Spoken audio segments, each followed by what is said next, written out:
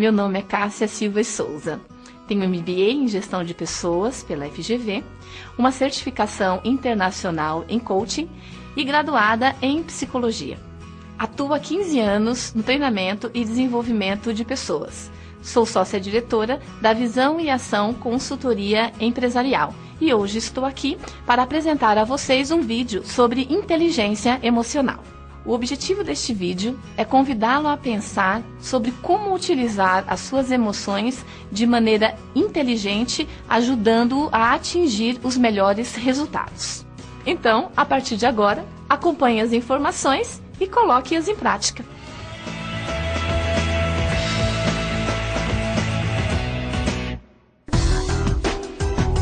Durante muito tempo, imperou a ideia de que sucesso profissional era algo determinado especialmente pelo QI de uma pessoa, ou seja, por sua capacidade mental. Desde meados dos anos 90, isso mudou. Cada vez fica mais evidente a importância do equilíbrio emocional na construção de uma carreira sólida e bem-sucedida. Cássia, conta um pouco sobre a origem do conceito de inteligência emocional e o seu significado. Inteligência emocional surge em meados dos anos 90 com o psicólogo americano Daniel Goleman. Daniel Goleman, em seu livro intitulado Inteligência Emocional, nos faz rever e repensar diversos conceitos e como lidar com as nossas emoções. No livro do Goleman, nós podemos identificar que inteligência emocional efetivamente significa a capacidade de lidarmos com as emoções de forma que elas sejam utilizadas ao nosso favor. Seria aquela possibilidade de não dar um tiro no pé numa situação onde você é colocado em contato com uma emoção de tensão no seu dia a dia, seja profissional, seja familiar. Tem uma frase do Aristóteles que eu gosto muito. Ela nos diz que todo mundo pode se zangar, isso é normal. Porém, se zangar com a pessoa certa, no momento certo, pelo motivo certo, isso já é um pouco mais difícil. Isso pode ter uma explicação no nosso cérebro primitivo. Se nós olharmos o mapa do nosso cérebro, nós vamos identificar uma glândula chamada amígdala. É uma glândula muito pequenininha, mas extremamente poderosa. Quando somos colocados em contato ou frente a frente com situações onde nos sentimos desafiados, há uma tendência de reagirmos a essas situações de duas formas. Ou a gente foge ou a gente luta. No caso da amígdala, e associando com o conceito do Daniel Goleman, se eu usar inteligentemente a minha emoção, eu vou cuidar de não ser sequestrado pela minha amígdala. O que é ser sequestrado pela minha amígdala? São aquelas situações onde você, sendo desafiado no seu dia a dia, reage de uma forma desproporcional à causa, ao evento causador da situação.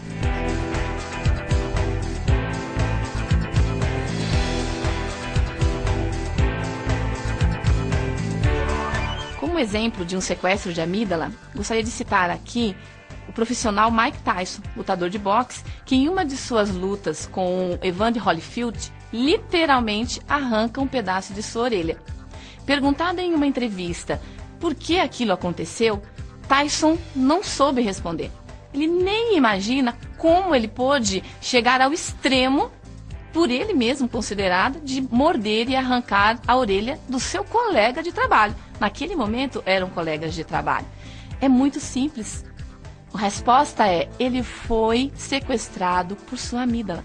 Se deixou dominar pelos instintos mais primitivos, por aquela pequena glândula que é responsável pela ação fuja ou lute. E ele literalmente lutou e atacou.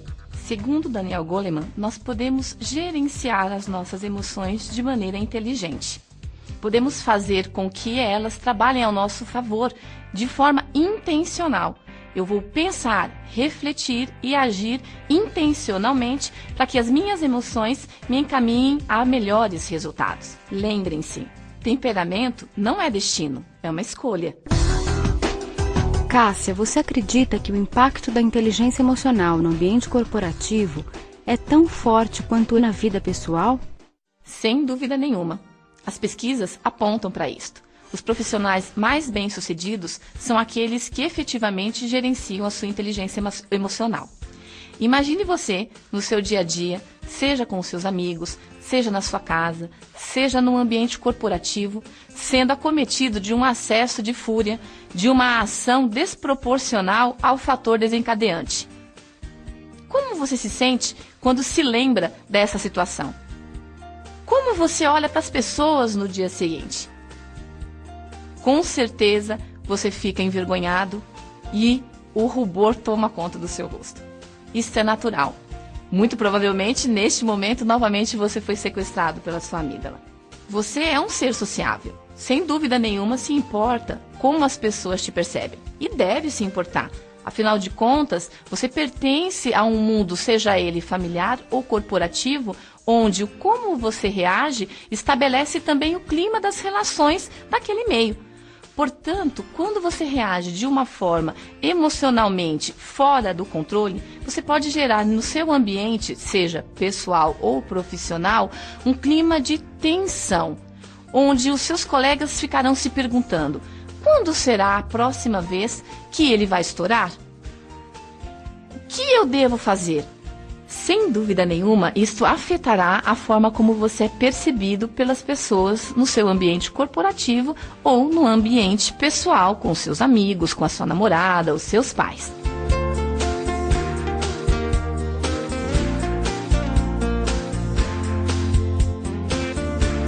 O importante é, você tem como gerenciar as suas emoções. Afinal de contas, as situações desafiantes são inúmeras. Imagine-se no seu ambiente de trabalho. Um chefe mais exigente, um cliente mais impaciente, um colega mais exaltado. Se você conseguir gerenciar as suas emoções, você se relacionará nestas situações de forma muito mais tranquila, fazendo com que o clima ao teu redor seja um clima infinitamente acolhedor.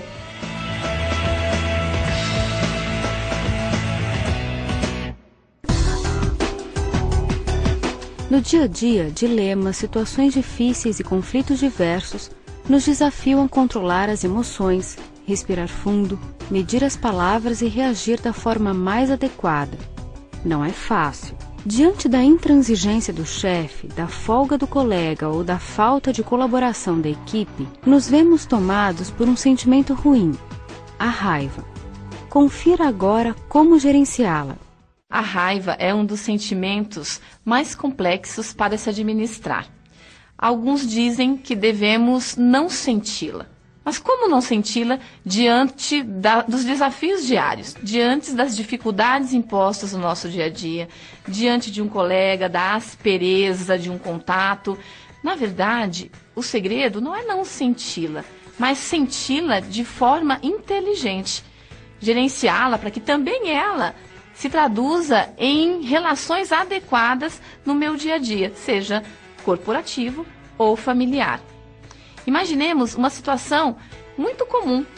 Você, no trânsito, de repente leva uma fechada. Essa fechada já te coloca em movimento em direção ao sentimento da raiva.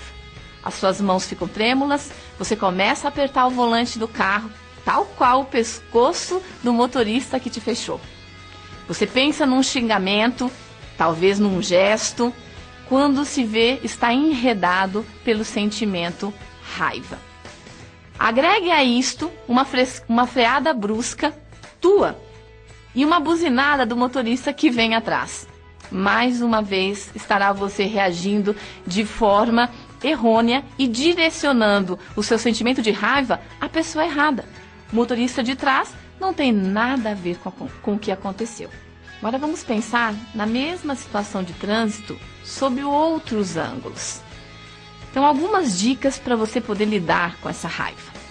Vamos reavaliar a situação. Você é capaz de pensar, por exemplo, por que será que este motorista estava tão desatento a ponto de me dar uma fechada? Se você puder fazer essa pergunta, já vai sentir a sua raiva minimizada. Você pode, neste momento, fazer o que nós chamamos de ressignificação. Olhar com outros olhos para uma mesma situação. Ponderar, por exemplo, será que ele tem um bom motivo? Será que ele está indo socorrer alguém? E você pode, inclusive, se perguntar, e se eu estivesse indo socorrer alguém? como eu estaria dirigindo? Tenho certeza que você já começa a perceber o seu nível de ira sendo automaticamente rebaixado.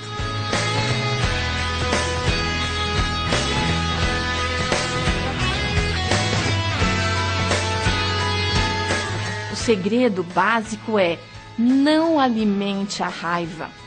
A raiva é um sentimento que faz mal única e exclusivamente para quem o sente. O outro, via de regra, não sabe o que você está sentindo. Tirando o seu gesto, o seu xingamento, o que de mais mal ou grave você fez ao outro? Você mesmo é quem fica incomodado. Você mesmo é que fica com aquele sentimento ruminando dentro de você. Um sábio, certa vez, perguntado sobre 2 cachorros grandes que podem brigar dentro de nós, quando colocados frente a frente, qual desses 2 cachorros ganhará a luta? O sábio responde: o cachorro que você estiver alimentando. Pense na raiva como este cachorro. Se você alimentá-lo, ele vencerá. Tenho certeza que não é isto que você quer para sua vida. Tenho certeza que você já entendeu que lidar com as emoções de maneira inteligente irá levá-lo ao sucesso. Bom desempenho definitivamente é algo que não combina com falta de entusiasmo. O problema é que muitas vezes parece impossível manter a motivação em alta. Existe algum meio de afastar o desânimo quando o cenário não é empolgante? O próprio tema inteligência emocional nos diz que existe sim um meio, sem dúvida nenhuma. Desânimo nunca é bem-vindo no ambiente corporativo. Aliás, não só no ambiente corporativo, em nenhuma situação do seu dia a dia. Nós devemos tentar encontrar a nossa motivação independente do cenário. Imagine o cenário fora, ao seu redor, as coisas acontecendo. Nem sempre ele é empolgante. Aliás, muitas vezes ele não é empolgante. Se depender deste cenário para que a sua motivação exista, você poderá estar comprometido no seu desenvolvimento profissional. Portanto, você deverá buscar dentro de você a motivação necessária. Uma palavra que eu gostaria de lhes apresentar agora é a palavra entusiasmo. Você deve ser alguém entusiasmado no que quer que você faça. A origem da palavra entusiasmo vem da palavra grega enteusiasmos, que quer dizer sopro divino. Portanto, estar entusiasmado quer dizer ter Deus dentro de si, estar endeusado, ter aquela energia que te coloca em movimento, independente das ocorrências ao seu redor. Você sabe que tem um motivo para agir. E fica muito fácil se manter entusiasmado dessa forma. Você então se sente o cara. Eu sou capaz de fazer. O ambiente está comprometido sim, mas eu tenho a escolha de fazer diferente e contagiar este ambiente, que neste momento se apresenta negativo, de uma forma positiva.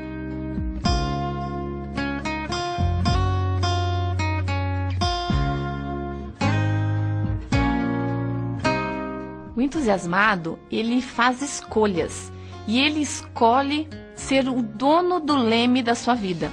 Ele orienta a sua carreira, ele sabe que a responsabilidade do seu sucesso ou do seu fracasso é sua.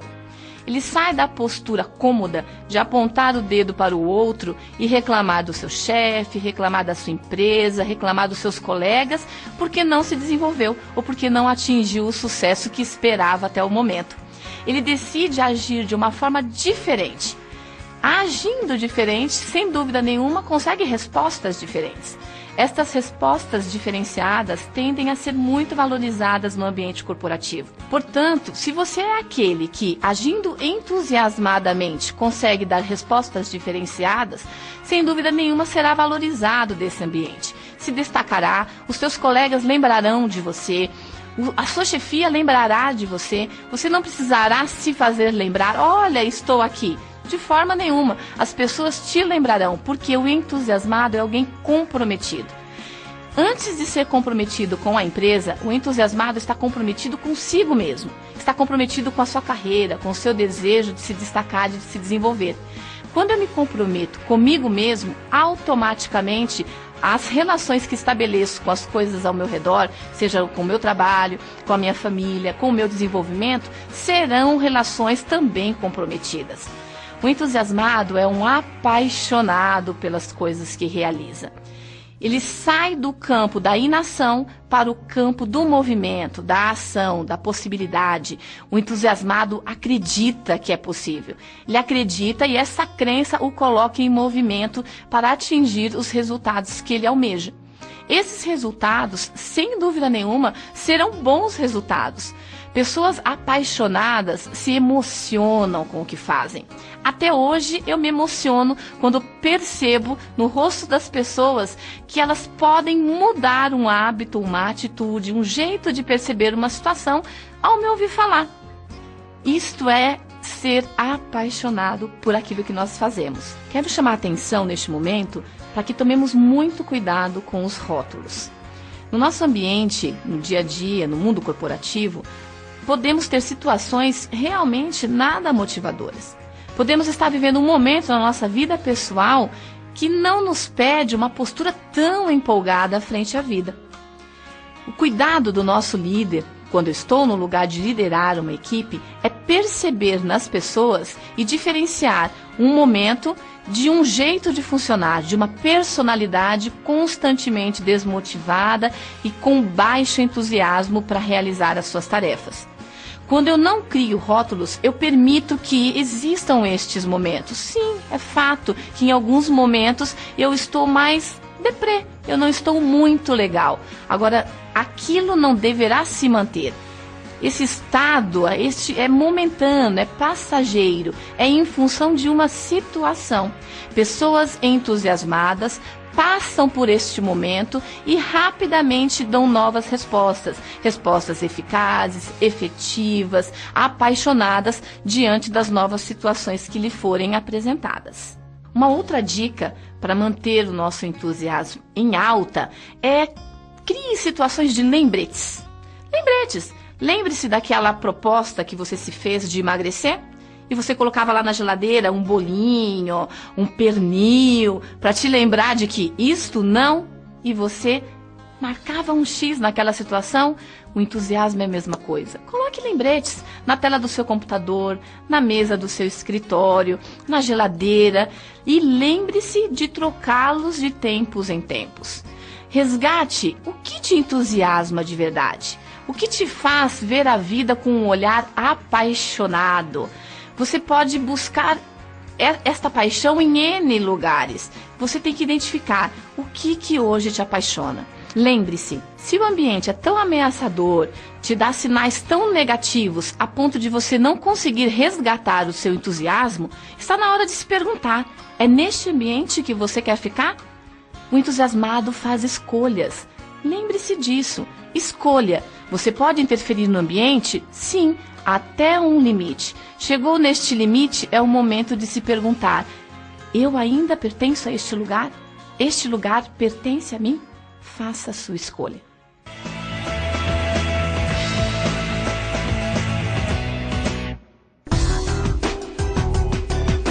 No trabalho, assim como em outras áreas de nossa vida, é natural nos aproximarmos de pessoas que pensam e agem de forma similar à nossa. Assim, acabamos sentindo muita dificuldade em nos relacionar com quem não nos identificamos, com quem não compartilhamos ideias e valores. Como lidar com a aceitação e a valorização de diferentes perfis em um ambiente corporativo? O ambiente corporativo, sem dúvida nenhuma, é um espaço multicultural. É composto basicamente pela diversidade. Se pensarmos no Brasil como um país tão diverso em termos de cultura, imagine o seu ambiente corporativo. Você tem lá agregado, ele reúne pessoas, N pessoas, de diversos lugares, países, dentro do próprio país, diversas regiões, diversas crenças, diversas escolhas, sejam elas políticas, futebolísticas. É natural que em algum momento você se identifique com esta ou com aquela pessoa em função de coisas que você também acredita. Até aí não há nada errado, nada de extraordinário. Porém, a pessoa que se utiliza da inteligência emocional percebe que a diferença ela pode enriquecer e não ser prejudicial. O fato do outro não ser igual a mim não quer dizer que ele não é bom, não quer dizer que ele é ruim. Pelo contrário, só quer dizer exatamente que ele é diferente. O inteligente emocional utiliza as diferenças no ambiente corporativo para crescer. Vamos imaginar uma situação muito comum dentro das corporações, que são as chamadas panelinhas.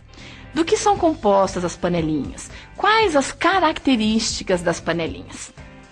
Se você pensar bem, você vai identificar que as panelinhas elas são compostas de pessoas que têm as mesmas afinidades, as mesmas crenças e que se reúnem em torno dessa crença.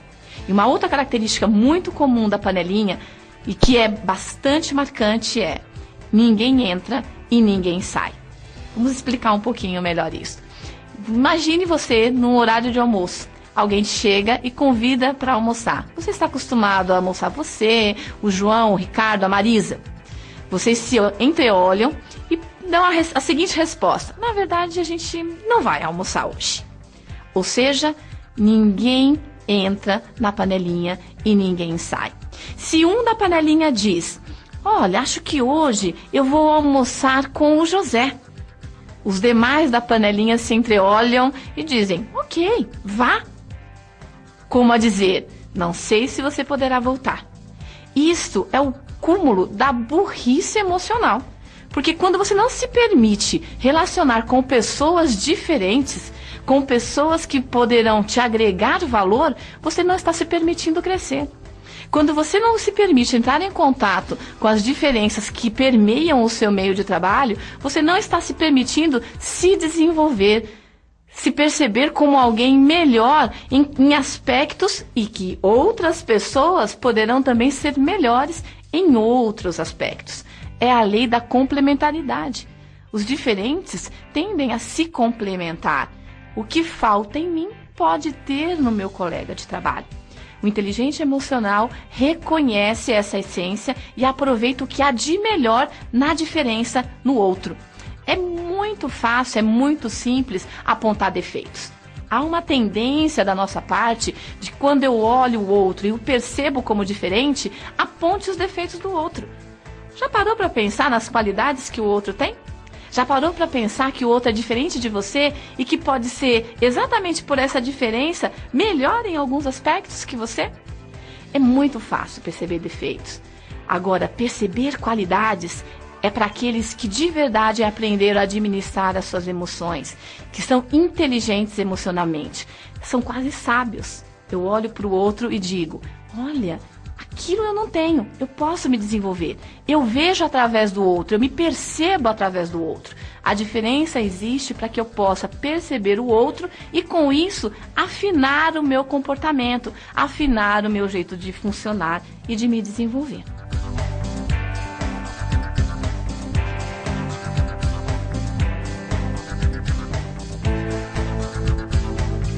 Você pode estar se perguntando: então eu não posso me relacionar com pessoas com as quais tenho afinidade? Não, não é isso. Você deve se relacionar com pessoas com as quais você tem afinidade, mas não só com elas. Lembre-se que pela própria diversidade do mundo corporativo, se você se dispõe a se relacionar com outras pessoas, você vai conhecer pessoas que poderão favorecer a você e a elas mesmas. Até que ponto eu posso fazer amizades no ambiente corporativo? Até o ponto onde você se sinta à vontade. Eu posso construir amizades verdadeiras no meu ambiente corporativo? Sem dúvida nenhuma, você poderá ter amigos.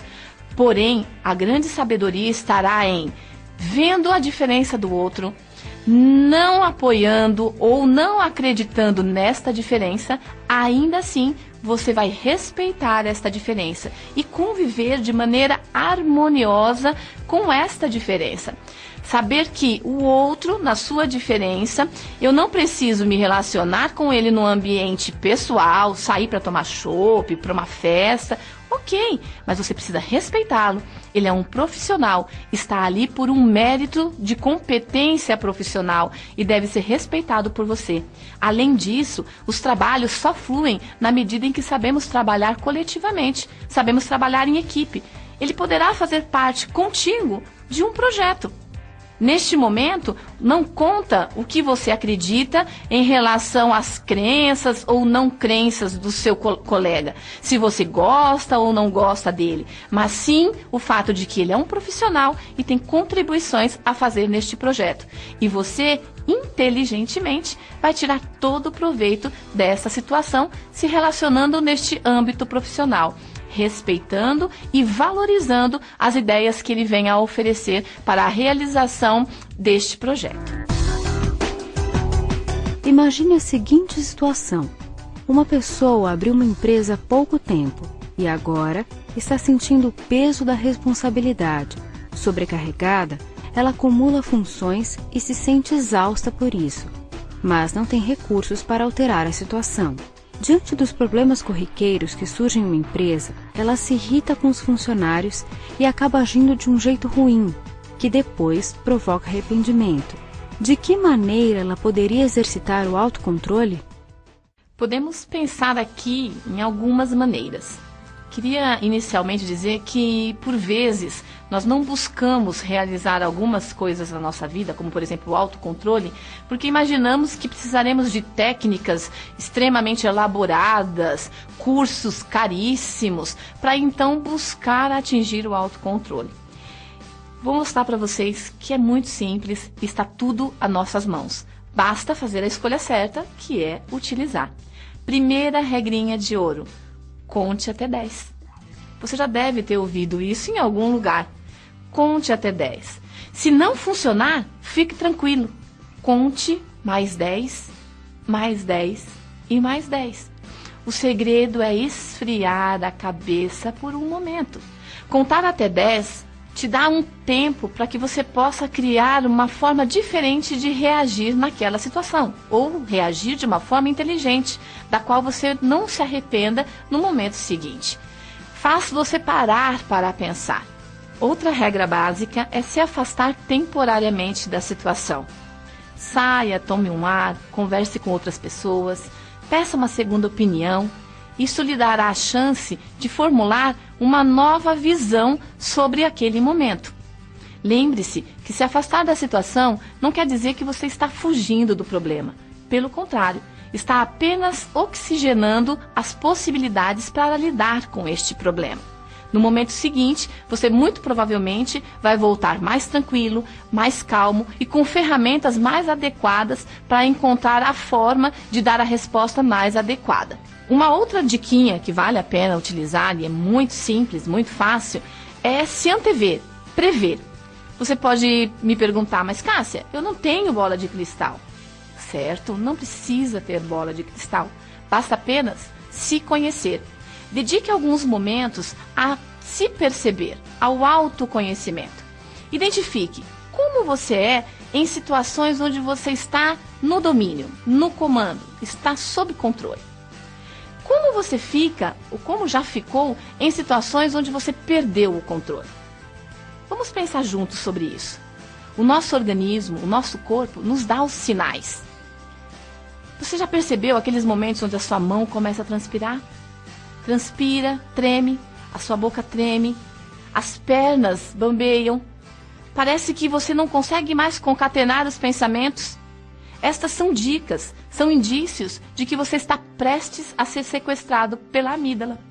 São dicas de que é hora de se afastar, de pensar, de reagir de forma diferente. Uma outra maneira de exercitar o autocontrole é através de atividades paralelas. É importante que você tenha, fora do seu ambiente corporativo, atividades que lhe deem prazer. Ou até mesmo hoje, atualmente, as corporações têm criado espaços dentro do ambiente de trabalho onde as pessoas possam fazer atividades que não estão diretamente conectadas às suas atividades fins.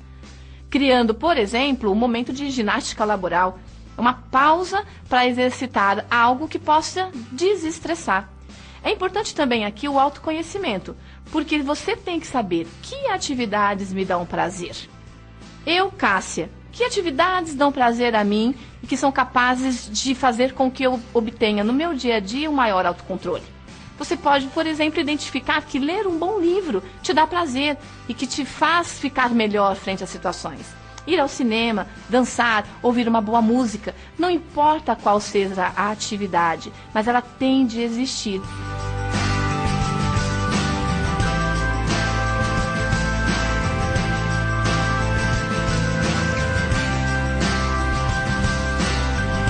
Você deve se perceber como alguém além do ambiente corporativo. O ambiente corporativo é um dos seus locais de convivência, não é o único. Então, extrapolar as paredes, lembrar do seu ambiente familiar, com seus amigos, as suas relações afetivas, é de fundamental importância para que você possa encontrar motivos e conseguir se autocontrolar. Quantas vezes você já se segurou porque tem uma família na sua casa? Tem os teus filhos? Opa, vai valer a pena agora gritar, falar mais alto ou até mesmo dar uma resposta? Será que é o momento de reagir a uma observação do meu chefe? Pense muito bem. Em algumas situações, você deverá voltar para a tua casa. Engolir alguns sapos faz parte do autocontrole. Você não terá que engolir a todos, mas alguns vão fazer parte do seu dia a dia. E tenha certeza que esse sapo que você levou para casa, no dia seguinte, ele será menos feio do que no dia anterior. E se você está cuidando de forma inteligente dessa situação, poderá agora sim falar dele e lidar com ele de maneira que você não seja prejudicado. E de maneira que a outra pessoa não se sinta ofendida ou agredida naquilo que ela havia proposto. Vale frisar que autocontrole não é apatia. Você não é aquele que aceita tudo, está isento de sentimentos, frio no seu ambiente, não. Você percebe sim, sente sim, porém escolhe uma melhor forma de dar respostas diante dessa situação.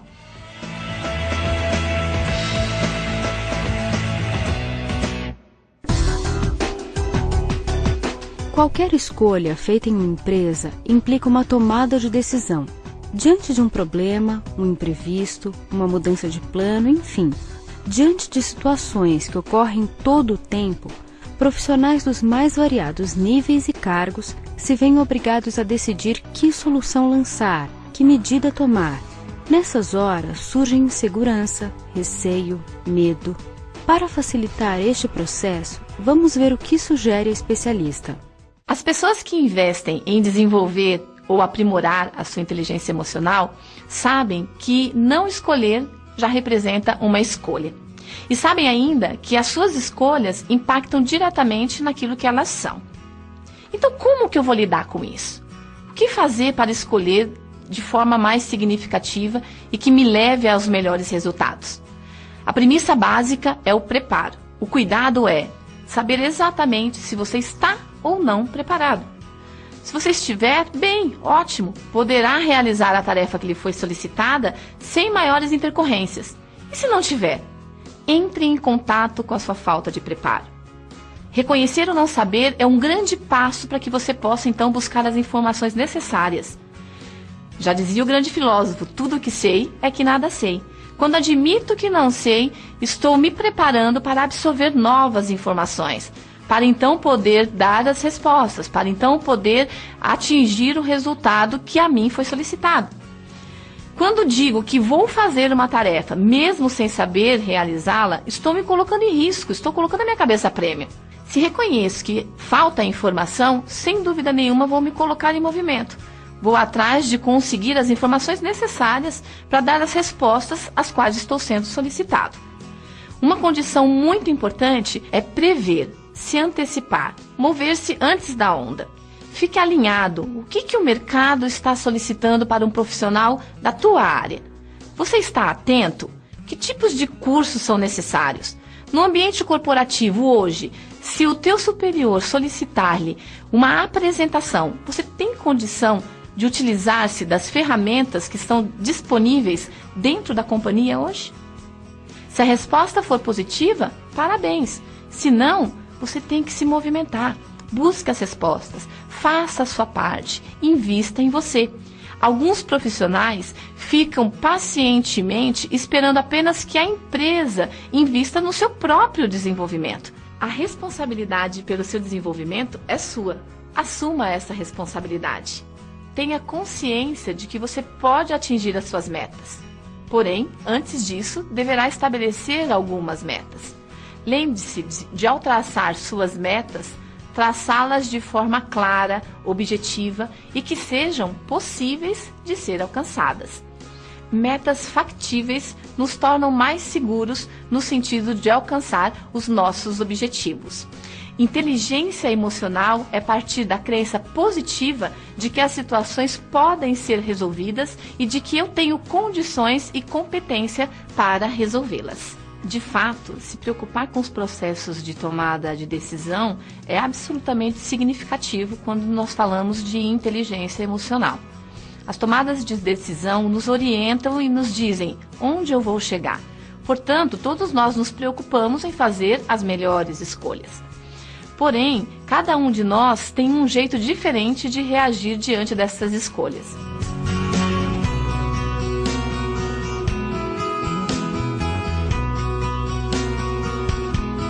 Alguns estudos nos ajudam a pensar sobre como reagimos diante de um momento de tomada de decisão.